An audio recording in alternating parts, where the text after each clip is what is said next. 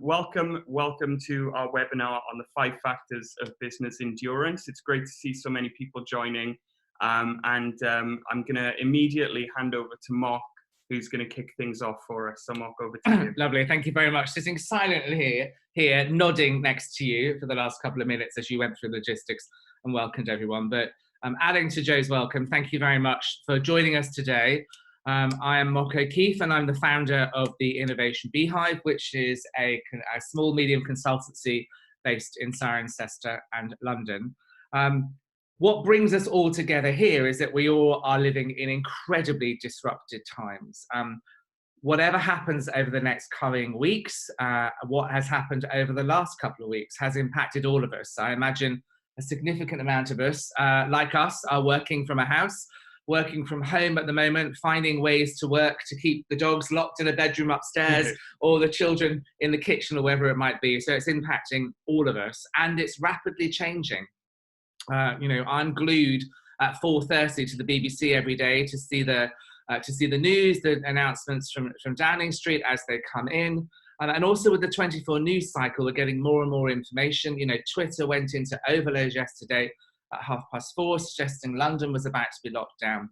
So all of us are living in incredibly disrupted times. And at the Innovation Beehive, actually, a core of what we do is help leaders in organizations to be more agile, to think more creatively, and to come up with different solutions to their problems.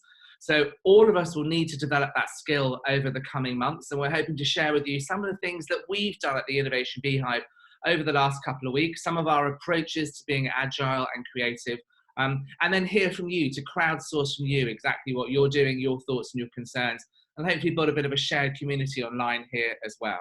And I also want to say that, the growth hubs, your local growth hubs, your local LEPs, and we were also being supported by the European Union Regional Development Fund to put on this webinar today. So we're working in partnership with the support that's available locally. Do reach out to your LEP, talk to your growth hub. There's support available for small businesses. So, we can be agile and creative and use all of the support that's available to us in these really challenging times. And, looking online and looking at Twitter, last night, I was going through the Twitter account with the Federation of Small Businesses.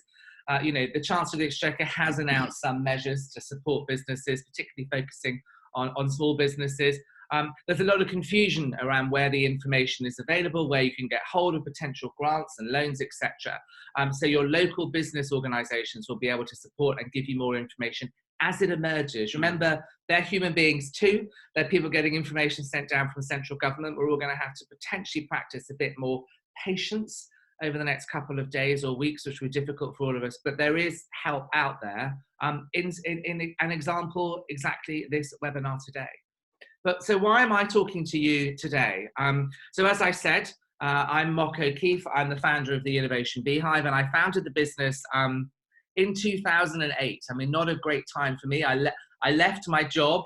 I'd just come back from working for a consultancy in New York, came back to the UK, left my job. My job actually left me in very difficult times, and I started the business from my kitchen table in 2008, where I had gone from living what I thought was quite a fantastic and at that time fulfilling life, jetting all over the world for work, living in Manhattan, to going to a situation where I had no work, I had nothing in my diary, and I was living on £20 a week and making sure that I could eat my way through everything in the cupboards, which is something I might be practicing over the next couple of weeks. Someone's raised their hand. Do you need to go back to ask what that is? Yeah, let's check. Alistair, I just saw you raised a hand. If you've got any issues or you've got a question, feel free to put them into the chat box, okay? So going from 2008 to me at my kitchen table in London to a business now, as you see, had a great selection of clients: the World Economic Forum, EasyJet, Baringa, Menzies Aviation, McDonald's, Lloyds Banking Group, Google, Egon Zehnder, Essential, who run massive events around the world. We've grown on average between 25 and 40% over the last few years. Went from me at my kitchen table to now having a 7-strong team with my co-owner, Joe Nagel, who's here beside me, to actually where we are now. So we've lost 90% of our business. And what I'm hearing from clients, or have been hearing over the last couple of weeks, is we can't pay you. We're pausing the work. or we're not going forward with this project. So what I've been trying to do over the last couple of weeks is to ask myself, and it changes day by day and sometimes hour by hour, what can I do to ensure that the innovation beehive survives? I know that it won't survive in its current form. The format that we currently have, the offer that we have, and the structure and resources that we have will have to change going forward. But what can I do to make sure that at least the business and the brand survives? You know, Mark just mentioned there about the 90% dip in our business, and it's been incredibly challenging from a personal point of view as well. And I'm sure a lot of people are feeling this on a really personal level. You know, we had a number of really not just profitable and high value business opportunities coming in close to landing, but they were also really exciting opportunities, really, you know, stimulating, and you know, the future of our business was going to be built on them, and they've just had to be stopped or gone completely, had to be paused or have just gone. We just launched a new product 2 weeks ago at Google. We launched Leadership 4.0. We've been talking to leaders over the last 6 months about being resilient and agile and how they lead through difficult times, which in that context was about AI and changes in industry and how digital is impacting their business. We spent many thousands of pounds gearing up our marketing campaigns for that, producing our white paper, and then very kindly our colleagues, our partners at Google launched it for us. That has all absolutely disappeared as well. However, we have to keep moving forward. The past is another country. And what I'm going to share with you today is a little bit around what we have been doing. I'm not going to lecture. I'm going to be very human about what's going on in our business. Joe will share it as well. And I encourage you to be the same as well. And before we move on, I'm just going to share on the chat a message that's come through from Kirsten McDonald at the Growth Hub in Sirens in Gloucester. So she said that they're currently trying to in the process of putting all of the services online. And she says, we're so grateful for everyone's patience. We're still here for businesses. So, you know, that's really good to know that there is support locally. And I can see someone has just asked, what do you actually do at the Innovation Hub? Is that, do you mean the Innovation Beehive, or do you mean the Growth Hub, Ambrose? Because we'd be more than happy to give a brief overview of either. Absolutely. So in the meantime, whilst Ambrose answers, we want this to be as interactive as possible. So we've shared a little bit about how we've been feeling. So there's a bit of a poll here, and I'd ask you to have a think for a moment and share, how are you feeling? Are you really worried about your future? Are you anxious and uncertain? Anxious, but I have a plan. Cautiously optimistic, I have a plan. Confident, I can see opportunity. So take a moment there to reflect and then to answer where you're feeling. Ambrose, you've got your note. We'll share with you a little bit around what the Innovation Beehive does in just a moment once we've got this poll. So if you are able to tell us how you're feeling around the poll. Can you see the poll? You should be able to select an option from the list of choices that should be on your screen. Oh, can't see. Interesting. No, can't see it. Okay. Well, one of the interesting things about remote working is sometimes you need to flex with the technology. So what we'll do is go through those options again, and feel free to post in the comments what your response is. This is agile working in process. Yeah, absolutely. So are you really worried about the future? Are you anxious and uncertain? Anxious but have a plan? Cautiously optimistic, or you have a plan? And you have a plan, or you're confident and you can see opportunity. So we've got a couple of people saying cautiously optimistic, anxious but I have a plan, confident we'll come through this, anxious and uncertain, I see opportunities. I'm feeling slightly anxious but making a plan. I've moved my workshops online, which is fantastic. Excited about cracking on with some new opportunities. Feeling anxious, I spent a lot of time planning. Anxious but I have a plan, anxious but I have a plan, and I'm planning, and cautiously optimistic. So it's great to see many people. We've got a whole spectrum there, from worried to very concerned, right through to actually I'm confident, I can see opportunities. And what we're seeing a lot there is people saying they have a plan, or they're in the process of making a plan. I think that is a key thing. If you can start to think around what can you do, take control of the narrative around your business, take control of the metrics in your business, take control of what you're delivering, that would be absolutely fantastic. It will be difficult for you in the short term, but actually in the medium and the long term, I think you'll feel more confident around your business.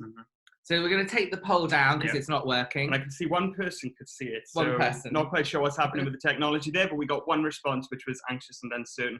But what I took from the comments there is that there is a real spectrum of response to this. And obviously a lot of that is going to be dependent on context and depending on what's happening in your sector and in your own personal business. And I've just seen a comment come up that says we're planning, but it's emotionally draining, and we know how you feel, absolutely. As Mark said, the having a plan and making a plan is there's a sense of trying to take some control in that as well, and that's what we're trying to do to manage that emotional draining. So I was talking to Amanda Strange, who from the HR department, who looks after HR in Stroud and Cirencester, and is our HR department.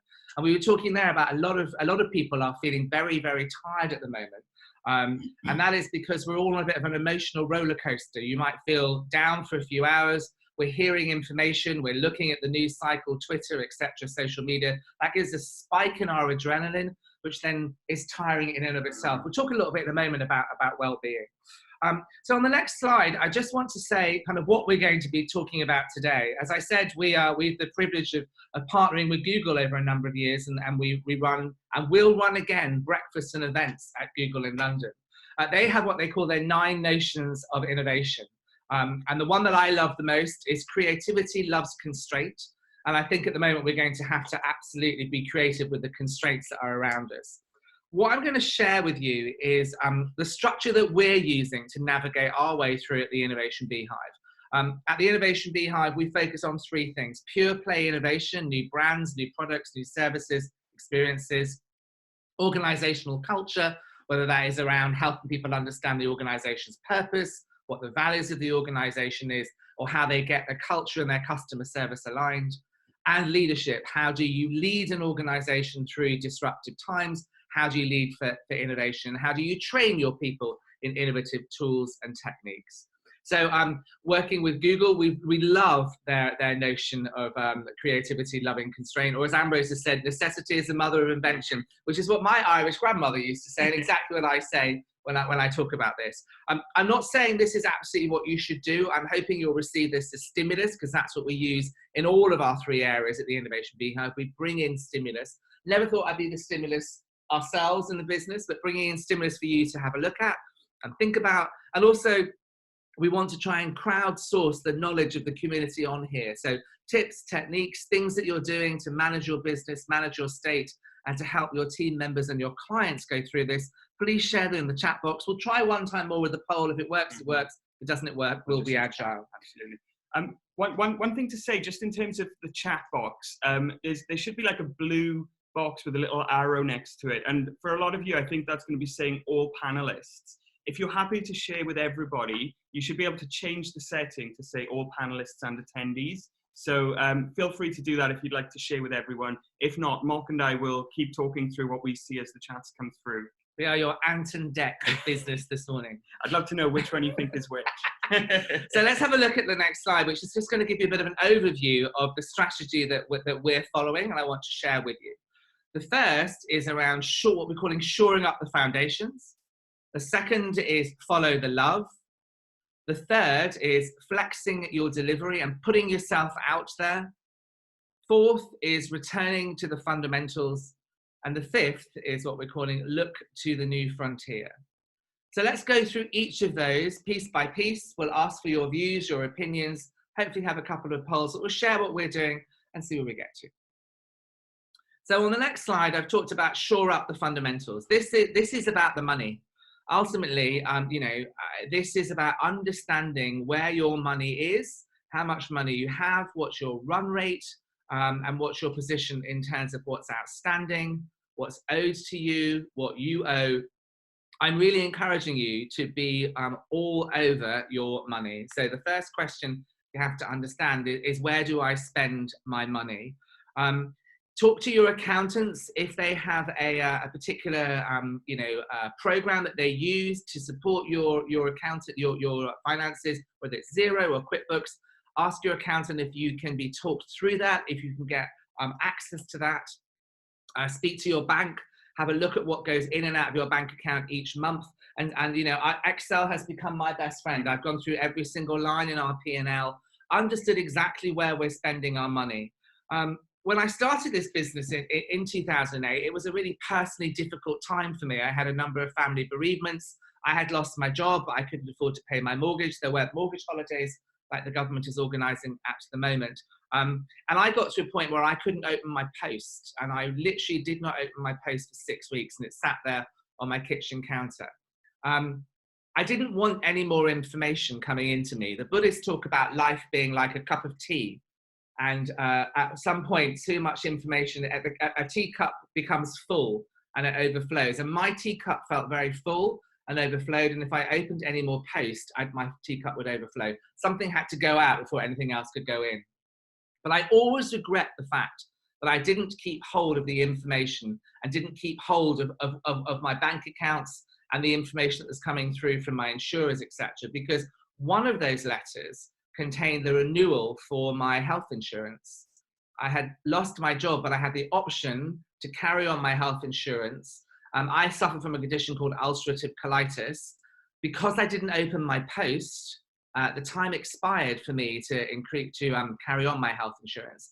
And I was not able to carry on my health insurance. And every time I think about, I want to just avoid that letter, avoid that brown letter from HMRC. I'm sure as business owners who've all been in there before, I'm reminded of the fact that I once didn't open a letter, which meant my health insurance was lost for me. So it might be very uncomfortable knowing exactly what your financial position is, but you will, once you've gone through that, feel more comfortable because you'll know exactly where you are.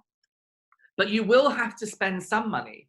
To operate a business, you can't absolutely, not host your website, for example, if that's the choice you'll make. Or, we have Zoom technology running on this today. It's expensive to have it. We have several Zoom accounts, but for us, it's a non-negotiable. So really think hard about what are your phase 1 non-negotiables and realistically what might be your phase 2 non-negotiables, because just as the news is changing, just as all of our mindsets and how we work together is changing, that might change over the coming months as well. But we've just had a note from Yesen come through in the chat saying there's some financial assistance becoming available from the UK government for businesses affected by COVID-19. And she shared a link. So we'll make sure that that goes out in the recording to this webinar with everyone. Thanks for sending that through, Yesen. We'll also, if you like, a couple of people have asked for the presentation. We'll be sending it out on video recording for you. Absolutely, we'll be sending that out for you. So the third element of shoring up your foundations is what can we cut? Absolutely go through each line of your P&L and say, do I need this? Do I need that? We have a hub space that we use in London. So we have representation there, meeting rooms and office. I cut that yesterday. We've looked at what we have free from our Microsoft Office 360. Is it 365 or 360? Oh, Office 365. Office 365. No, it doesn't matter. The Microsoft suite of services, and actually realize that there are a number of tools like planning tools and budgeting tools and project management tools that we've been buying and using over the last year on a subscription basis. There's a free version on our Microsoft Office suite. So cutting that, just looking really at what is it that you can cut, but still make sure that you are out there. And I'll talk about that in a minute. Just a couple of things. Jill Watson from Kirklees, I guess, has said that if you're a business based in Kirklees, you'll be getting an email from her later today with the forms, etc. that Yesen was referencing. And just on the subject of, Alison has just said that Microsoft is offering Teams for free. Yeah, I heard that the other day. It's really good. So if you don't have Teams, it's great. We've just started using it. Fantastic. Go on, have a play, and there's a free version available from Microsoft for Mr. Gates. Yeah, and I can see a lot of you chatting about what HMRC is talking about doing. That's great. We're gonna try and avoid giving sort of specific advice because everything's changing so quickly. But it's good to know that you're all on top of it. That's brilliant. And indeed, yes, Mark, there's a free version of Zoom. You can't necessarily do webinars on that, which is why we're keeping the paid one as one of our non-negotiables. But just on the subject of what we can cut, that there are some, within that, there are some tough decisions to make. So one of the people who we've had to stop working with, unfortunately, is our social media partner. And we've been working with them for over 3 years. And that was a really, that, you know, for me, because I was sort of their main point of contact, it was really tough. And there are going to be tough conversations to have as part of this. And, you know, they're temporary, potentially, hopefully temporary. So, you know, we've parted on very good terms, and we see it more of as a holiday than anything else. And that's the way we're approaching a lot of this. Fantastic. So if you look at your P&L and say, good Lord, there's a lot that actually comes out, it's worth just looking over the last year at the one-off exceptionals or the non-essentials. So looking at saying, where did I spend money last year, which now that I'm working from home, or I'm not going to be running events, or I won't be doing classroom activities, or whatever it might be, what are those one-off exceptionals that won't be repeated over the next year? So if you can look at how much money you then, because you know your cash position, by understanding where you spend your money and shoring up your foundations of what's coming in, what's owed, and what do you owe, you're then able to then do a calculation. And all of this money over here that I spent running my business over the last year in its current form, I'm not going to need to spend that over the next, whether it's month, 2 months, quarter, whatever you decide in your business. And again, once I did that, it gave me a bit of a better picture to really understand that I might have spent, well, we spent £40,000 on average a year on marketing because we ran a number of events and published white papers. That will drop dramatically as we're using lots of free online activities and social media and sending things out electronically to clients. So the last element of this is a real importance now is get your cash in. So we have been making sure that any outstanding expenses, any outstanding invoices, if we can send an interim invoice for work done to date with clients, we are doing that. If they have an outstanding invoice, and again, your financial software will tell you what's overdue, how overdue it is. If you don't have that, your accountant will know if it's being raised during their financial software. But just even if you need to print off something you hold in your Dropbox or in your desk drawer, find out what invoices are outstanding and what can you invoice now, and get those invoices out the door as quickly as possible. We've done it with a tone that says, we know there's probably a lot going on in your business at the moment. We don't want to add to your burden, but we're just making sure that everything gets into your system at this time so that we can make sure that we have all our administration in place. And people understand that. In fact, we sent some invoices to a client this morning. She came back immediately and said, these will be paid absolutely. So making sure that you get you know, your cash in as much as possible, because it may be a time at some point that people are starting to ask for payment holidays as well. So I want you to we've got a little bit of a poll. It may work or it may not. So let's try it again. So our second poll of the morning is, how well do you feel you know the lines on your P&L? So if you can see that, the 3 questions are, I know where I spend every penny, I have a general understanding of my outgoings, or I leave it all to my accountant. And I can see that people are starting to answer, so I'm hoping that people can see the poll. So great, thank you very much. I know where every penny is spent, that's fantastic. I leave it to my accountants, I have a general understanding of my outgoings. Delighted to see that it's working this time. Not sure what happened last time. Thank you, Damien. The poll is working now. The technology has come back to us, so that's great. Kevin, it works this time. Mark, every penny. Good for you. And I saw that there was a great conversation going on around the best tools to use for virtual working, Google Hangouts, Teams, Zoom, etc. There's so many out there. Find the one that works for you. And it's great to see people sharing advice. And I can see most people now have moved over to all panelists and attendees sharing, so you can see the conversation. Just on the subject of Google Hangouts, I can see Robert came back with yes, but that just came to us, I think. So yes, Google Hangouts does enable screen shares. I do believe you might need to have a Google account to be able to use that. So when I have one, because when we do remote coaching sessions with our clients at Google, but it's worth looking into that. Okay, super, great. So let's have a look at the poll and see if we can share. Thanks for commenting. Thanks for completing the poll, and it's just aggregating the score. Let's share the results. You should be able to see the results here. So I think actually we're in better shape than I was in 2008 from this community here. So I know where I spend every penny, 57%. Great, thanks so much.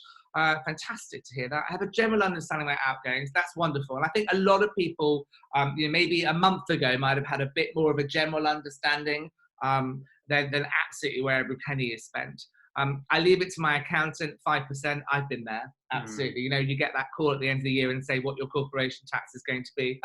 So those that are in that, I leave it to my accountant. My advice is talk to your accountant now if you need some help.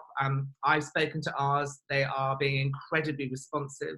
Most professional services know the situations that business owners are in and are responding accordingly. And hopefully if we reran this poll in a couple of weeks' time, people would be 100%, I know where I spend every penny. Alison, that's an interesting point. So maybe I'm guessing you work closely with your accountant. Would that be right? Alison has just commented that she knows what she's got, but she does leave it to her accountant. Yeah, exactly. Yeah, great. So I guess, good point. And the key thing is to be on top of it. Yeah, and Amy says, even having a professional accountant, I have my own income and expenditure account. I find it enables me to keep an eye on my finances at all times, not just now. That's fantastic. Preparation and planning. Great. It's that great story you sometimes tell about the IKEA smart and thrifty thing. And yeah. So actually, I remember leading executive tours a couple of years ago where we took executives to go and visit innovative organisations, something we still do at the Innovation Beehive. We've had them over the last couple of years. But this particular tour, we went to visit IKEA. And I went to their head offices and I was surprised to see that in the offices, some of the stationery had the price tag on. And I was just like, what is that? Why have you got the price? Why does it say, €2 on that pen? And the HR person explained, well, one of our values is about being smart and thrifty. We want people to understand the value of money because that way we can carry on creating a better everyday life for the many people. So we can, keep our costs low. So smart and thrifty people want to know the value of things. Have you ever lost a pen or taken a rubber home or a pencil home from work and not thought about it? White collar crime. Taken a pen, lost a pen and not even thought about it. Here at IKEA, if you lose a pen, you've lost €2. We want to be smart and thrifty in everything we do. So lovely iconic action there about taking care of the money. Super. So then we're going to move on to the second element today. Just check how we're doing for time. Yeah, we're fine. So the second element is what we call follow the love. So there is an opportunity at the moment to absolutely really deepen the relationships that you have with your team, with your community, and with your clients. And also show an element of self-care and love yourself. Make sure you're taking care of yourself. So in terms of the team, if you have a team, they no doubt will be feeling uncertain and unsettled at the moment. We have a team and we've been very open and very transparent about our finances. We're talking to them twice a day. We have a team huddle at 9:15. And then depending on some of our part-time workers at various times in the afternoon, but twice a day, we meet up online in Zoom. We have a little activity that starts up with what mug are you using this morning? And then after that, there is no particular agenda. It's just a check-in. How are you feeling? How are you looking after each other? Do you need anything? And it's an open space, an open forum that we convene. And being really transparent and saying, I'm telling you where the situation is about showing love for the team that we are, incredibly connected in with. The second piece also is around loving your clients because they're human beings. They're people who may be uncertain. They may be having to do things at the moment that are really tough. I know a number of our clients are having to cut roles, are having to make tough decisions about colleagues, about peers, about people that they've worked with for a number of years. So making sure that you check in with them and not in a way of saying, I'm checking in, can I sell you something? Mm-hmm. Actually, just what I've been doing over the last couple of weeks is just texting my clients or emailing the clients and saying, hey, I know that it's probably really tough for you at the moment. It's tough for everyone. I just want to let you know that I'm here. We're here if you need us. And we hope you'll get through this. No need to reply. If you're busy, don't worry. And just using it as a chance to just be very human with people, very authentic and say, I'm just thinking of you. I think there's something that's slightly distasteful about being too opportunistic at the moment. I know certainly when I get emails from interior designers saying, now's the time to make your home beautiful and they're trying to sell me cushions while I'm trying to work out how remote working. I find that quite disingenuous. I also think there's probably a lot of noise going on at the moment that's going into people's inboxes. I'm deliberately not calling my clients to show them love because they're having to take many, many calls from people in their business that are higher priority than me. But I think an opportunity to show love to your team and to your clients at the moment. Had a couple of messages here actually from Julie. We have a check-in meeting with our team, 3 teams every day as we move to remote work. That's fantastic. That's great. So people are doing that as well. I've seen online that there are online choirs popping up now, online physical activities popping up online. You can go for virtual walks around museums. There are a number of plays that are being put online as well. So showing the love. I think, can I just chip in on that? Of course. So, we're talking about our clients because we tend to work with people in businesses. I imagine a lot of people on the call today are retailers as well, and maybe restaurant owners, etc. And I was just reflecting as Mark was talking that my dad runs a fruit and veg market stall. So he's going to be going through some challenging times at the moment. When I was growing up, I'd work there every week, and we used to do deliveries. So physically deliver boxes of fruit and veg to elderly customers with no extra charge. And not only did we deliver them, but we didn't just deliver it and move on like an Amazon delivery. We would stop and chat and give some time, give some support. Now, the physical contact piece might get in the way of doing that physically, but one of the things that I've been reflecting on is how can we do what we're doing in terms of being there to follow love for the clients, but also a lot of our clients are in retail and hospitality. And I've been thinking, well, how can retailers show that love themselves? And I think, if you've got client data in terms of phone numbers, emails, etc., reach out to them and just check in with them. Be there for your customers in whatever way you can. If you haven't set up a Facebook page for your shop or restaurant already, and Twitter, etc., get on there now. Put yourself out there. You've got, if you don't have the time now, you will as this goes on. And I think, just being there and being visible and showing love and showing care is going to be really powerful.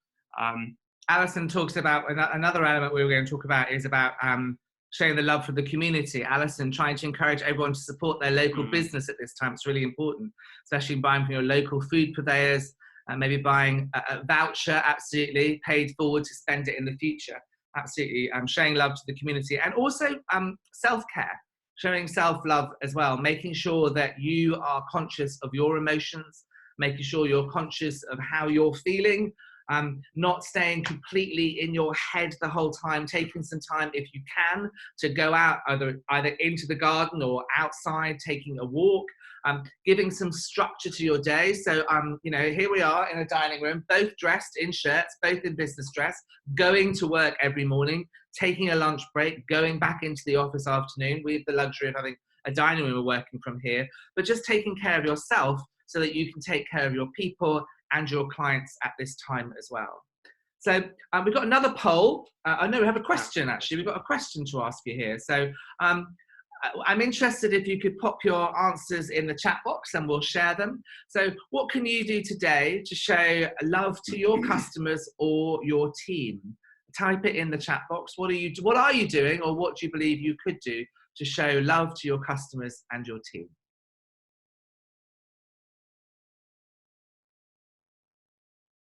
Kay said, just being there to help people, even if your potential clients can't pay for your services right now, they'll remember how helpful you were in the future when it's all over. We've contacted clients and said things like, if you want us to do something for you now, we know times are tough. We're your partner. Don't worry about the invoice. We will do it for you. We will support you through this because you've supported us in the good times. And Amy mentioned about offering free training and coaching services and also heavily discounted online learning. Absolutely. Free advice to do with the product. So Shan, what is the product? Is it an online product or a physical product that is your core? And more lives. Kay, great. Yeah, more lives. We've started doing a lot of lives. And you know what's interesting about that? We've seen a massive increase in the number of followers on our page. So actually, through this, we've discovered a really powerful marketing resource that we've been massively underutilizing. Just checking in, absolutely, Lucy. Just check in, reassure employees, reassure my employee that he's secure in his job. Nick, that's great. Yeah.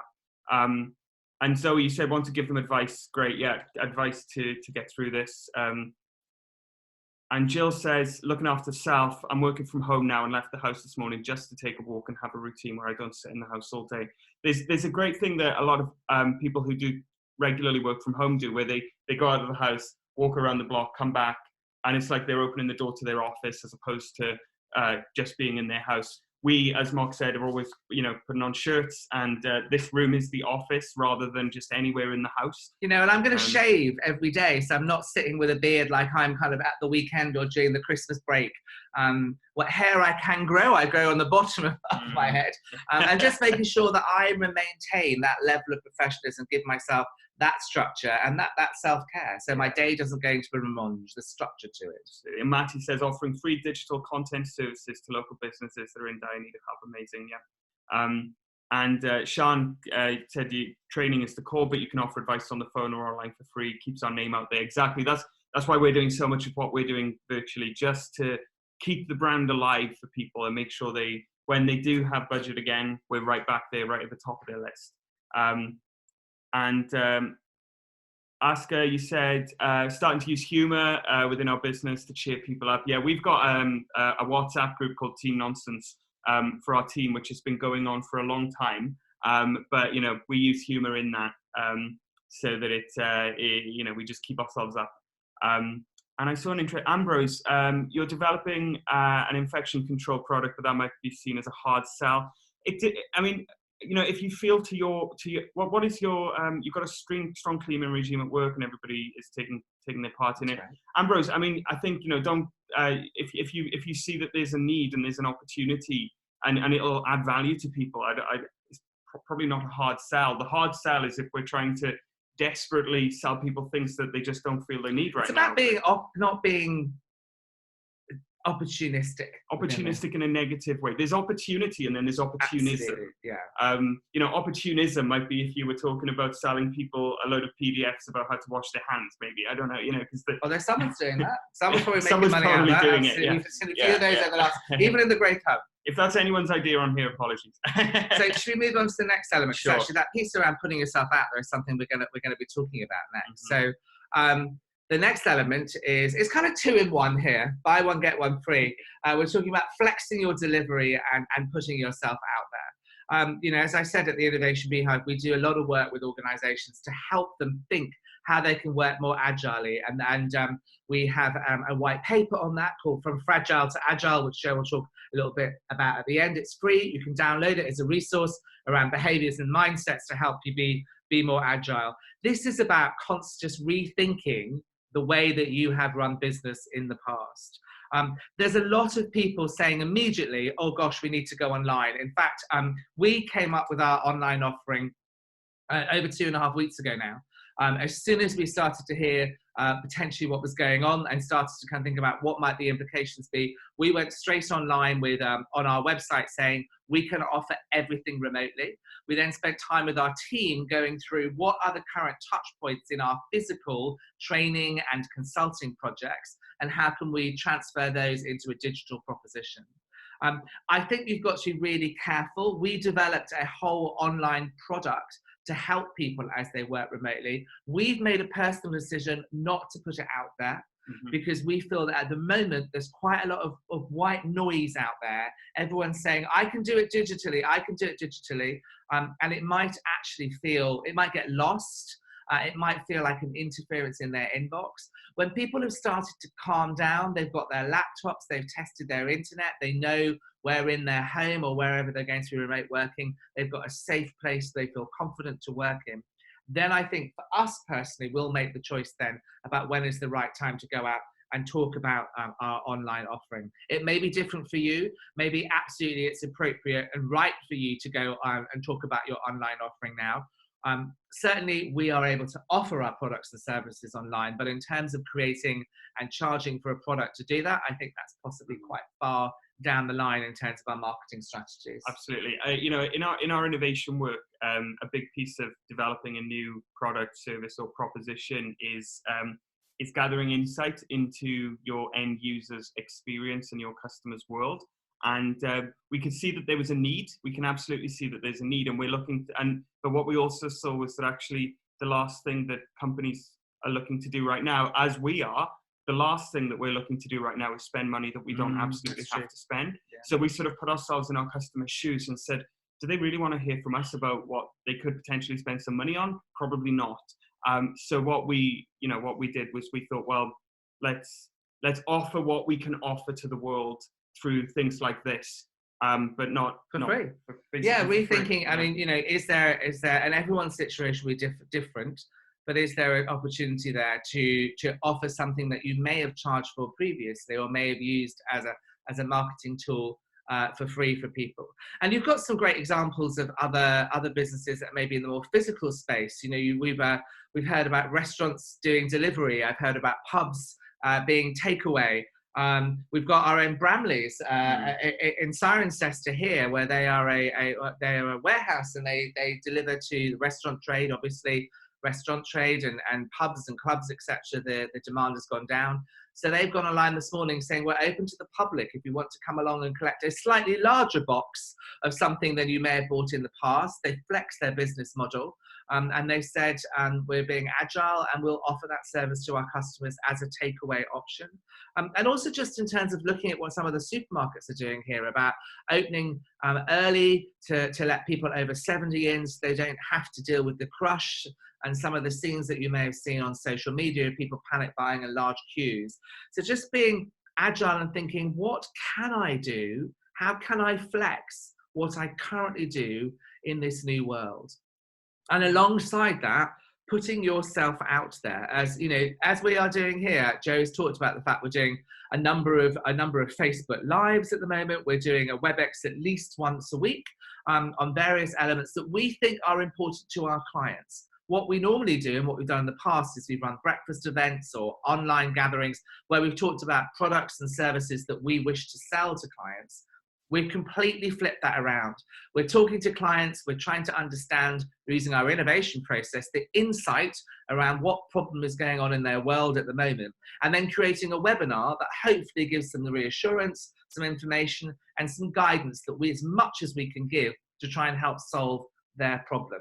So keeping our brands top of mind with our clients, but at the same time sharing information and helping them in a remote way.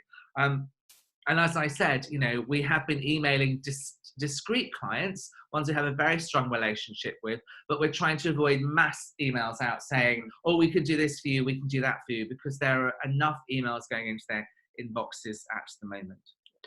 So I think we've got a question there, actually, haven't we, as the next slide, which is, can you share any stories of what you're doing to keep your company in people's minds, whether it's a WebEx or a Facebook Lives or sending PDFs? We've sent some PDFs to people with hints and tips about working from home, just sharing the love of what we've been doing over the last couple of years as we've worked remotely with clients from around the world, putting together training programs, leadership programs, and in our strategy side of the business, we've not physically been in all of our clients' offices. We can't invite people from Australia to join us for a 3-hour meeting in the Growth Hub in Cirencester. So we've got a lot of experience about working remotely with teams. The first thing we did 2 weeks ago is package up our experience and send it out for free to our clients. And I had several CEOs from organizations say, I've heard from my team that you've been sending this out for free. Thank you very much. And I'll put that PDF in an email that I send out after the webinar. So Matty's talking about doing regular LinkedIn updates, a great resource for keeping your brand in people's mind. Absolutely. We applied the other day to broadcast on LinkedIn, probably along with 2 million other people, but you never know. Look, hashtag rant calls. I love that. I sent an email out a few days ago to some of my clients saying, just call me for a rant if you need to. Yes, rant calls, absolutely. Because they're human too. They'll be like, oh my goodness, I've got to do this. Or, they're just trying to give them a space to shout at someone. Facebook updates there from Sama. That's fantastic. Sean has made a really good point. You don't want to pester people as there's a lot going on. I know what you mean, Sean. What I would say is that you don't want to pester and you don't want to feel like you're pestering. But if I get an email from someone and I don't want to respond to it, I just ignore it. And if I'm honest, I don't often feel pestered. Now, I might not be entirely representative, but in these times, if you're not trying to sell people something, if you're just trying to show that you care, I'm not sure that people will feel pestered. And a lot of other people are going to be doing it. So. I love Kay King talking about daily social media presence on LinkedIn, Facebook, Twitter, and particularly the live Q&A on my Facebook page planned for Friday. That's fantastic, actually. Just being there, whether it's one person or whether it's 100 people, being there for whoever needs you live or in a Q&A on Facebook, that's fantastic. And just on the subject of social media updates, and Matty, I think you work in digital, so please do feel free to contribute on this as well. But what I did, as soon as we realized just how serious COVID-19 was going to become for the UK, I went into what we use Buffer to sort of schedule posts. I went in and I just cancelled them all and started again. And I can see some companies that haven't, some large companies sending things like, oh, you know, book your Mother's Day weekend retreat, or, you know, book your Mother's Day meal. And it's like, well, that's not going to happen. And I find myself thinking, what world do you live in? So if you do have social media planned and you haven't gone through and double checked, I'd highly recommend just go in and save them all for the future, but just get rid of them for now. Yeah, Kevin says here, I've seen some totally inappropriate ads running. I mean, literally, yesterday I had, and it probably wasn't a Buffer thing. It was probably someone actually who was thinking, how can we make sales? But that email to me talking about beautifying my home now more than ever with cushions. I mean, I just thought, how disingenuous can you be? Yeah. Super. Great, thank you. So anything else? Any stories of how you're keeping yourself in your clients' minds at the moment? Alison has said most of my clients or areas prefer to work face to face, and we're not interested online. But actually, as you say, now that you're talking to them about digital training, because everybody needs to, because they don't have a choice anymore. And you know, one of the potentially positive outcomes of this, and I did a webinar a couple of weeks ago on virtual working and virtual delivery, and we'll have all seen these images of the reduction in pollution from the lack of travel and the lack of industry that's happening in countries which are, you know, getting badly hit by the virus. We might find that there's more susceptibility. People are more open to digital ways of working and digital training in the future, which can only be a good thing for the environment and for our productivity. So moving on to the penultimate factor is what we call returning to the fundamentals. The reality is that we are all, as I said right at the very beginning, going to be impacted by this. And you will either have potentially a stripped down proposition temporarily, and you may in fact have a stripped down team as a result of this as well. So something that's been helping me as the founder of the business is kind of really going back to the fundamentals of what the business was about when I first started it. So going back to my kitchen there in South Kensington and thinking, right, when I was a solopreneur, what passion did I have that I created the Innovation Beehive? What did I get out of bed in the morning to do? What product and service, when it was just me, or just me and a virtual PA, and then just me and Joe and a virtual PA, what did we do that we can still offer of value to our clients in the short and medium term whilst the world gets through this, and still keep the business running? And that will kind of link you into what your purpose is about as an organization and as an individual.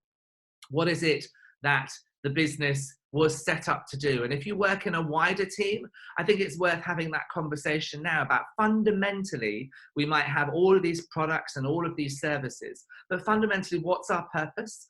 What are we about? What do we exist to do? And then with that lens, start to think about what products and services can we run with a slightly stripped down product portfolio or a slightly reduced workforce. So is anyone else, sorry, I thought there was a question there. Within that, as you know, there are a number of changing government assistances. So as you start to look at your fundamental and start to think about what your team or your product offering might be, look out constantly for announcements. Use your local growth hub. We'll send you as many links as we're sent through during this chat this morning around what assistance is available. And look at things like, they're talking about things like tax holidays, making sure you keep up to date on what is out there. It's not a failure to ask for money at the moment. I was talking to my coach a couple of weeks ago, and I had a very personal moment of, I got very upset and said, you know, I should have seen this coming. I should have seen that this would happen in the business at some point, that a recession would happen. But no one I worked through with my coach could have planned for what is happening at the moment to all of us. It's not a failure to say, I need help. It's not a failure to say, I need a mortgage holiday. It's not a failure to say to your landlord, I need help because I can't pay my rent.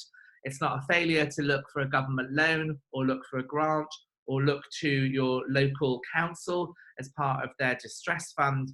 None of us are failures. None of us want to be in this situation. The fact that we are operating and running businesses and have been doing them successfully, whether we started it last week or whether we started it 11 years or 20 years ago, we are all successes. And that's brought us to where we are today. We now need to adapt in these really disrupted times. Yeah, and there's been some really interesting comments coming through on the chat. Jill and Alison both reassessing purpose and Jill said, Julie said a really interesting point. That you go back to why you do what you do on a regular basis, and I think that's a really good piece of advice there. Almost, at these really challenging times when there's constant uncertainty, you either you evolve your purpose or you come back to it and say, no, this is why we do what we do, and what we do may change, but why we do it stays the same. Absolutely, and I think personally, this business started in 2008 when the world was collapsing during the Great Global Recession, and what grew out of that to this point has been a fantastic business, which has been in 20 to 40% growth year on year, with a great team based in the Growth Hub in Cirencester, delivering to clients all over the world. It will change, but again, as the founder, knowing I grew from that terrible point to where we are now, reminding myself that we can grow again when we come out of this. It might be a different business, might have different clients and have some different faces, but the business, because its purpose is around accelerating potential, people will still need their potential accelerated once we come out of this. Yeah, absolutely. And as Kevin says here, and it leads nicely into the final factor, doesn't it? Kevin. But Kevin has said, we don't know what the new normal will be after this crisis, but he rightly says those who imagined that there would be a new future and a different future did better coming out of 2008, as Mark did, to create a business and have it last until 2020. We don't know what it'll be. And beyond. It will last beyond. Absolutely. We don't know what it'll be, but it'll be different. So shall I? Yeah. So the last slide really is around that. It's about looking to the new frontier. As I said, my own business started in 2008. There was no job. There was no work. My diary was completely empty. So I thought, right, I'm going to create this for myself. Somebody that will be thriving through this. There will be some opportunities for potentially some of us to offer our products and services to new customers, or potentially in new ways with new business models.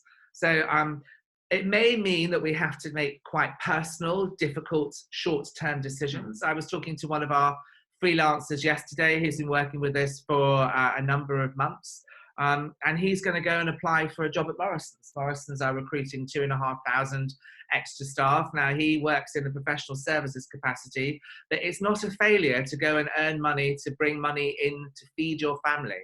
I remember when I started this business in 2008, and I literally had no cash. I delivered free newspapers. You know, those newspapers that used to come in through the door before we all got our adverts free from Google.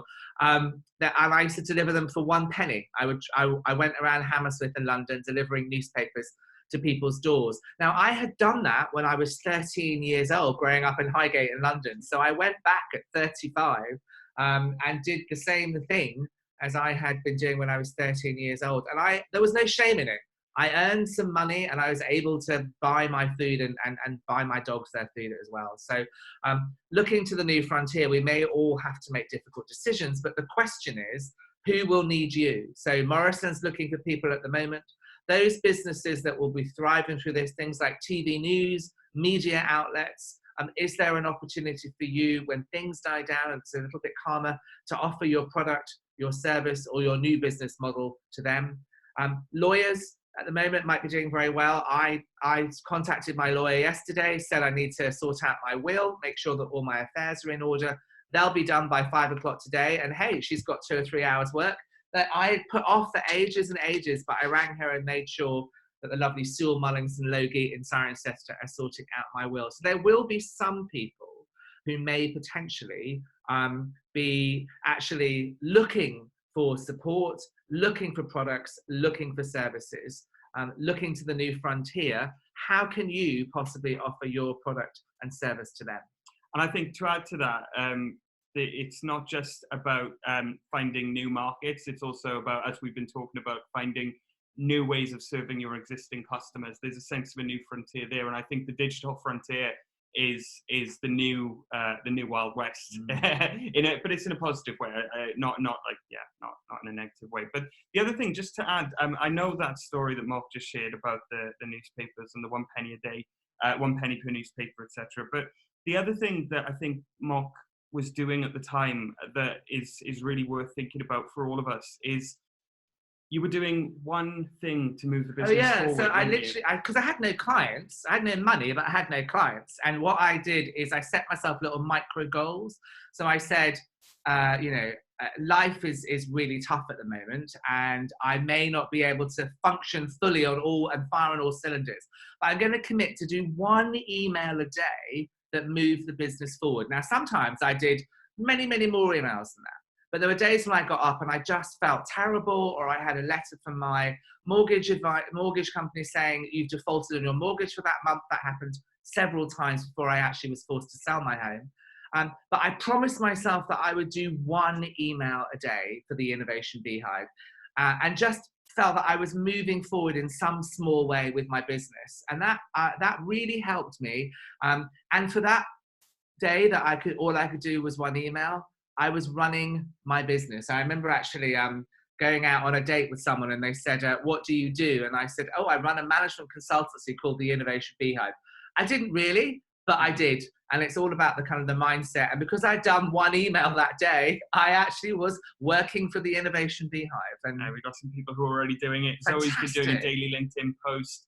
Kay says, thanks so much. Love the idea of micro goals. And just to go back to thinking about other kinds of frontier, Jill says that one of her clients manufactures home offices for the garden. Oh, wow. And of course, orders are going to be up for that. Yeah. That's brilliant. And Kevin talks about potentially thinking about different kinds of scenarios. So imagining different frontiers, different futures for what your business could look like in the future. I love that. And that's great. Yeah, lovely. Super. Thank you so much, Charlotte. That's great. So we've got a bit of a question for everyone here. So what examples have you seen over the past few weeks of new offerings from companies? Is there anything you've tried? So with the new frontier, has anyone approached you in a positive way? Or have you seen organizations that are looking to the new frontier? And what have you tried? Again, type your answers in the chat box. Just on that last point though, Marcus said a lovely thing about keeping a list of tasks, small or large. If you can't face it today, do it tomorrow. Absolutely. I've got Post-it notes. I'm lying out what I have to do every day. I'm hoping to get through all of them, but if not, I'll just take a few and move it on to the next board. I'll probably get into using Slack actually by the end of the week, but yeah, absolutely. Just seeing something that moves those goals forward. And Pred offering 50% off for all NHS staff, as a McDonald's offering free drinks. Yeah, free drinks Brilliant. and free hot drinks and cold drinks at McDonald's for NHS staff. And then we had Kay here. I had an email from Ticket Tailor that I use for my workshop bookings, and they've set up a Forgo My Refund site where people who've booked on events can donate their refund to businesses owners rather than get their money back. That's amazing. Absolutely amazing. Matty, don't be afraid to try organic content streams. People are watching a lot of YouTube and it's free. Absolutely. I mean, the idea that a couple of weeks ago, we were all about managing our brand and we had a whole brand strategy, that I would be standing in my dining room going, hey, everyone, I'm going to do a Facebook Live in a couple of minutes. That would be unheard of. And Joe, as our brand director, would be like, what are you doing? That wallpaper isn't on brand. We're going to have to do new things and behave differently. Yeah, microbrewery producing hand sanitizer. Yeah, that was the gin brewery, wasn't it? That it's in the southwest actually, and giving it out. And Louis Vuitton are doing that as well. They're changing their perfume production to hand sanitizers as well. You just know those things are going to be worth a fortune. Oh my god, yeah, absolutely. They'll be on eBay. Fantastic. And then here at Ambrose, we had an inquiries from Business Lincolnshire for manufacturers on ventilators. We don't, but have posted on the forum. We're developing for infection control. Fantastic. I like that. There's something about helping one another as well. And if you see that there's an opportunity for someone else, put it out there to your network, because you don't know who might have opportunities as well. And then, so reducing the cost of your annual service charge to our customers, Robert, that's fantastic. Great. And we can see people are starting to build community on here and say, reach out to each other. Yeah. That's fantastic as well. So before we sort of end the webinar, again, I want to share with you just something, a little kind of our overarching strategy here. The 5 areas that we went through was at the Innovation Beehive, where is the money? Show me the money. Where does the money go? Where can I not spend money? So shoring up your foundations, following the love for your team, love for your clients, for your wider community, and for yourself, taking care of yourself so you can take care of others. Flexing your delivery when it's appropriate, going out to your clients and saying, this is how we could deliver in the new world. But making sure you keep putting yourself out there using all the free tools and techniques and social media and opportunities that are out there. Returning to the fundamentals, thinking if I'm going to have to strip back my proposition or my team, what were we actually about when this business very, very first started? What was our purpose then? Can we go back to that, draw strength from it, and enter the new frontier with that purpose very firmly in our mind? So I want to share with you just a personal thing that happened to me. So, we absolutely love working at our main office at the Growth Hub in Cirencester. And I run in and out of that building a couple of times a week, get in a car, jump up to London, get on a plane, fly to New York, wherever it might be. And I park up in the car park. I'm on complete autopilot. I go in, go upstairs, go into the office. The other day, I wasn't so in my head. I wasn't an autopilot. And as I walked in, I noticed for the first time that there's a beautiful planter of flowers by the front door. And in that flower basket, there were some lovely flowers, and I hadn't noticed them. They were actually, some of them were on their way out, so they had been there for a number of weeks. But because I've been so much on autopilot, so much in my head, I literally hadn't stopped to smell the daisies. So there was a little piece to me, there was a little light bulb moment. It was like, what have I been missing whilst I've been so busy over the last couple of years, running around the world, growing our business, recruiting new people in, working on our strategy, getting new points of view out there, developing new white papers, developing new products and services. Is there something I've been missing? And is this maybe an opportunity just to stop, to pause and see some of the things around me that I might have been missing over the last couple of years? And I'm also going to share a very personal story. I was in a relationship for 11 years, and I'm not in that relationship anymore. And the relationship didn't end very well. And at the end, during the end of that relationship, when relationships end, people can be a little bit destructive towards each other. I remember my ex saying to me, you know what? Imagine there's a nuclear war. What survives? Mock O'Keefe and the cockroaches. And I remember even saying at the time, I don't believe that's an insult. Thank you very much for pointing out how resilient and how I will carry on in the face of any adversity. Now, this weekend, some of you who know me on social media will know that I've been doing the Couch to 5K program over the last 9 weeks. I completed that program. My goal of running 3 times 5K a week, that was completed. And as I completed it and stood in the field behind my house, I remembered that conversation about being called a cockroach. And I started to shout out, I have a business. I wrote a book. I have a great point of view. I have a brand. I am a cockroach. I am a cockroach. I will get through this. I will survive. Be more cockroach. So very personal, but it worked for me. I'm not sure any of my neighbours saw me and thought I was mad. But my invitation to you at the end of this webinar is just to stop for a moment, see the beauty in the world around you, but be more cockroach. Go back to your real resilient self, and you will get through this. So let's start a hashtag, be more cockroach. So I put this slide up asking if there's any questions. These questions, I think, are as much to everyone else on the, Angela, be more cockroach. These questions are as much to everyone else on the webinar as they are to Mark and I. If you've got any questions specifically about what we've done, please ask them. But also, ask more general questions. I know that there's people from a number of different growth hubs and a number of LEPs on the webinar. So what I'll do is I'll collate all of the questions that get asked, and if we can't answer them on here, I'll pass them on to Yesim, who is a representative who I've been working with in Gloucester, and I'm sure she'll be able to distribute them as a sort of FAQ. And Jill works for Leeds LEP. Oh, Jill, I used to live in Leeds. All right. I'm not from Yorkshire. But you love Yorkshire. So Jill works for Leeds LEP. We've got Yesim, who's in Gloucester. I think I saw somebody was from Lincolnshire as well. So if there's any other LEP or Growth Hub representatives on here, make yourselves known now. Harrogate, excellent. Got a number. Shropshire, Gosh, brilliant, absolutely brilliant, fantastic, super, great. So any questions for these people? Or for us?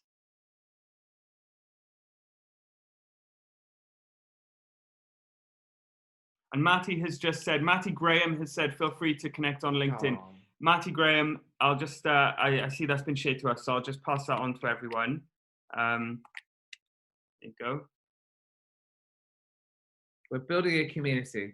This is fantastic. And actually, you've got some information about how we might be able to build more of a community. Yeah. So I'm not seeing many questions coming through. That's fine. I think we've had a really rich and vibrant discussion all the way through. So I think we probably covered a lot of the questions people had. Just as a final slide from us, the white paper that Mark talked about earlier is Fragile to Agile, Innovating in Uncertain Times, is available from the Innovation Beehive website. I did say the link will go in the comments. I will send it in the email along with all of the other links that go in the comments. But I wanted to, just in case anyone's not aware of this, if you have a phone and your phone has a camera, certainly with iPhones, there's a QR code on the screen. And if you would be interested in joining a completely free, completely open WhatsApp group on virtual working and virtual delivery, we've got around 30 people in the group already. You just need to scan that QR code with your camera, and it's an open forum for sharing thoughts,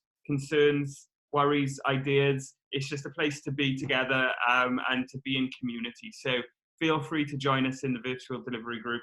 I did see a couple of questions come through. Anyone working to connect people in the manufacturing industry for the changes that are happening there? I'll make sure that question gets passed on. But yeah, thank you everybody for being so incredibly open and responsive over the last hour or so. It's been from my perspective, it's been a pleasure to sort of spend time virtually with you. And it's been great to share with you what we're doing. As I said, everyone has to pull their own plans together at the moment. I want to ask, just thank Yesim at the Growth Hub in Gloucester for giving us the opportunity to share our story. And good luck. We hope to see you in our virtual WhatsApp virtual delivery group, where we can keep the conversation flowing. So take care, everyone. I'll ask Joe now to close the meeting, but no doubt we shall see each other again online or in the virtual group going forward. Thanks very much, everyone. Have a great day. Keep calm and love the bees.